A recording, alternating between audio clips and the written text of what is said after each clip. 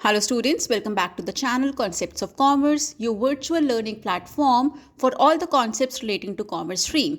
आज हम बात करने वाले हैं about solvency ratios. हम डिस्कस करेंगे उनके सभी formulas with the explanation. So first of all, solvency ratios क्यों यूज़ किया जाता है? It is used to determine, to understand about the long term solvency of the firm. इसका मतलब है कि क्या कंपनी अपने long term obligations, that means company जो लोन लिया है, जो डिबेंचर्स लिए हैं, क्या उन्हें टाइम पर लौटा पाएगी या नहीं लौटा पाएगी. And basically financial institutions, banks, lenders are interested in long-term solvency of the firm as well, along with the investors and management of the company. So, first of all, we have debt equity ratio. Formula से ही समझ में आता है. It is calculating, it is determining the relationship between debt and equity in the company. So, the formula is debt by equity. यहाँ पर जब हम बोलते हैं debt, it means all long-term debts of the company. When we say equity, it just not only means equity shareholders. यहाँ पर equity से मतलब है shareholders funds. It will include your preference share capital also. It will include your general reserve also. So total shareholders funds is going to be the denominator, and we can calculate debt equity ratio. So यहाँ पर हमें पता चलता है relationship between debt and equity in a firm. Next is debt to capital employed. The formula is debt. Again, debt का मतलब है all long term debts जो कंपनी ने लिए हैं divided by capital employed. Capital employed क्या होता है? Shareholders funds plus long term debt. या फिर आप इसे कैलकुलेट कर सकते हैं by taking the total of asset side, subtract current liabilities from the same. I find this method more simple to calculate capital employed because यहाँ पर बच्चे बहुत बार कंफ्यूज हो जाते हैं कि कौन सा आइटम लाइबिलिटी साइड में शेयरहोल्डर्स फंड्स में आएगा, लॉन्ग टर्म डेट्स में आएगा या फिर नहीं आएगा, and they can make mistake. But current liabilities को लेकर generally students are very very clear, ज़्यादा अंडरस्टैंडिंग होती है regarding current liabilities. So here just take the total of asset side जो आपको गिवन होता है बैलेंस शीट के एंड में, उसमें से आपको करंट लाइबिलिटी सब्ट्रैक्ट कर देनी है. You will get your capital employed.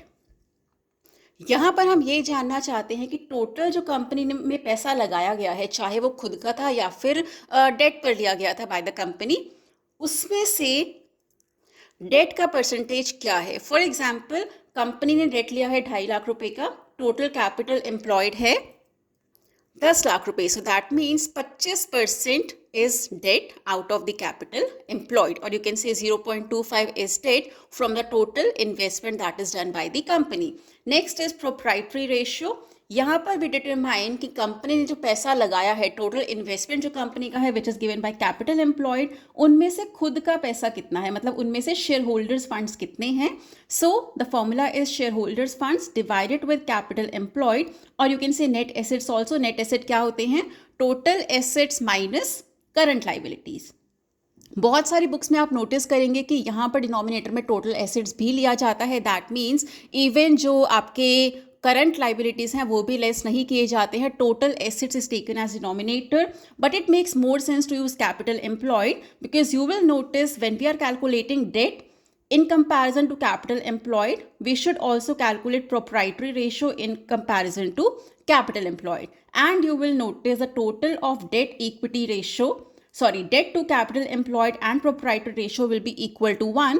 अगर आपका debt to capital employed आता है 0.25, your proprietary ratio will be 0.75 and the total should be equal to 1. But अगर आप यहाँ पर total assets लेकर चलते हैं then the total will not be equal to 1.